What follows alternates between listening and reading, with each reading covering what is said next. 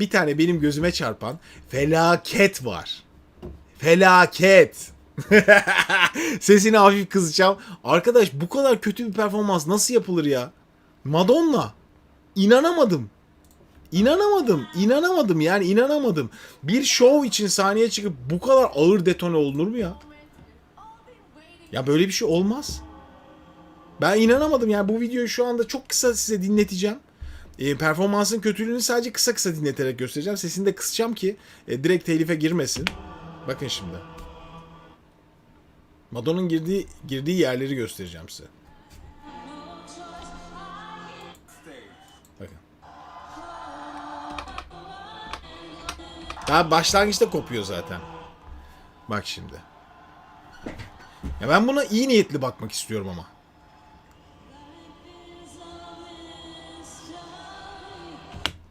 Dakika 1 gol 1.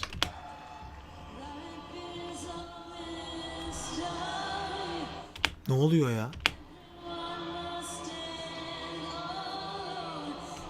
Yani şu kapşonu çıkardığı zaman Madonna değil bir amatör şarkıcı çıkacak. Yani bir komedyen çıkacak gibi hissetmiyor musunuz şu anda? Oo, biz burada kimleri nelerle eleştiriyoruz olacak iş değil ya. Yani bu bir Eurovision finali ve en büyük şov için sahneye çıkan biri var değil mi? Madonna var. Şu an trend listelerde 2 numarada. Şu an Türkiye'de bile.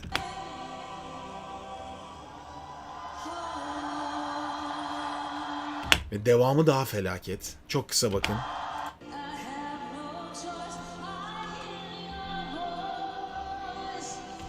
Özgün bu nasıl olmuş? Hiçbir bilgi var mı?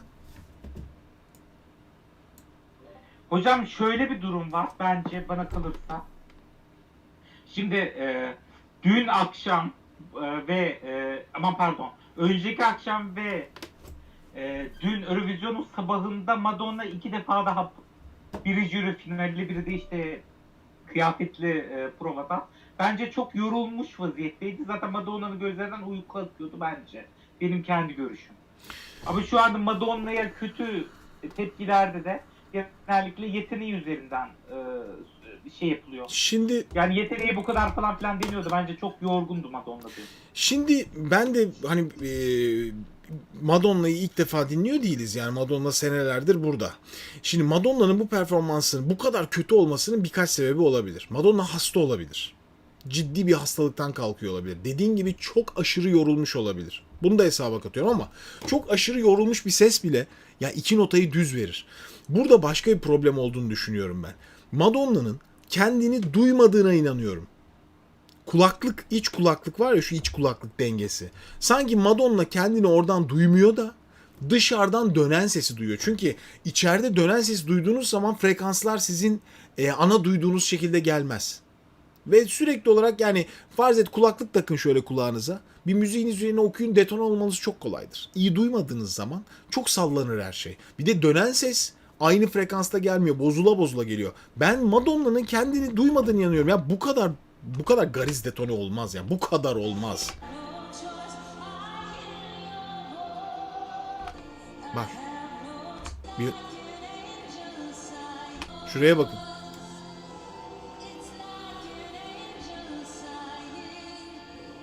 Ya çok. Bu ne ya o? Devamı da böyle biliyor musunuz?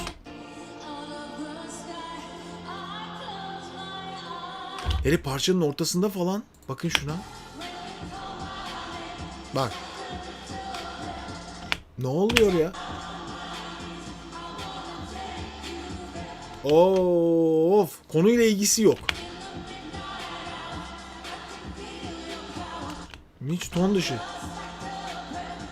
Yalnız Özgün dikkat ediyor musun? Bak yürürken bile yani aşağı inerken bile o merdivenlerden konsantresi çok dağınık. Evet. Düşmemek için inanılmaz bir korku yaşıyor. Ya neden? Şimdi mesela Madonna bunu daha önce yaşadı. Çok benzer bir şov. Gene uzun kıyafetler. Çok benzer bir şov.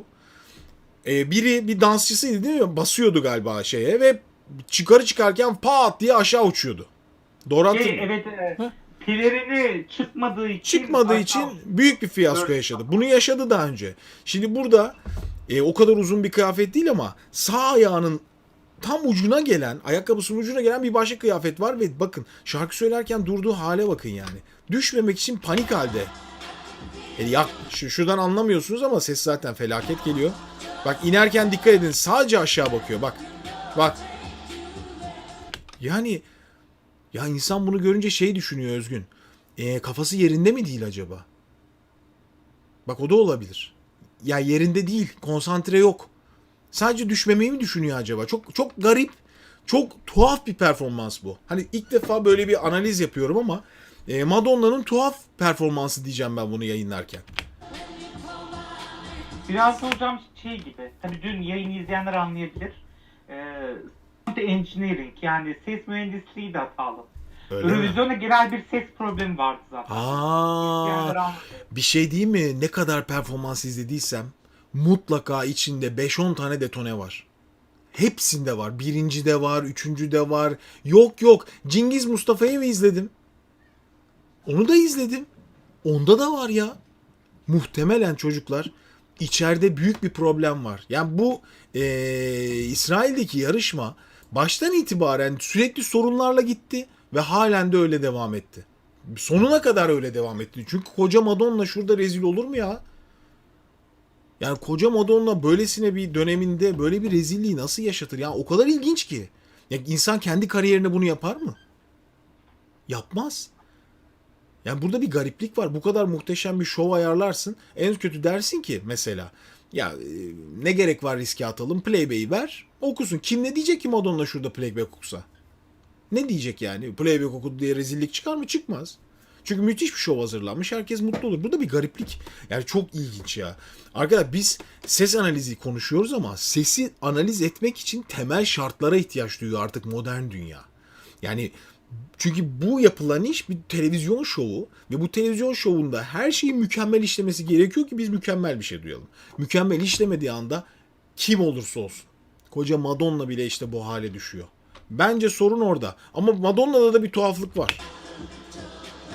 Geçelim. Bakın ilerilerde hele tize çıkması gereken bölüm var. Hiç çıkmıyor. O daha garip. Bence bunu bilinçli yapıyor ama Özgün. Ondan sonrası bak çok bilinçli. Dikkat et. Bak şimdi şurası. Bak. Duyuyorsun değil mi? Bağırıyor. Evet. Bağırıyor ki sesini duyabilsin. Şimdi o kulaklıktan ses gelmediği zaman mecbursunuz şeyde sanki evde okuyor gibi hani bağıracaksın ki kulağını duyacaksın. Şimdi Madonna'da şöyle bir kültürü yok ki hani sol elini kapatsın. Hani var ya bizde şu şekilde içeriden öyle bir kültür de yok. Yani şöyle yapıp söyleyebilir. O da dışarıdan çok komik gözükecek diye yapmıyor. Bak. Aman ya Rabbi. Hele burası artık ya Madonna'nın yüzüne bakmak istiyorum orada. Şovunu ne kadar hani yüz ne halde? Farkında mı? Bakalım. Kamera kaçtı zaten.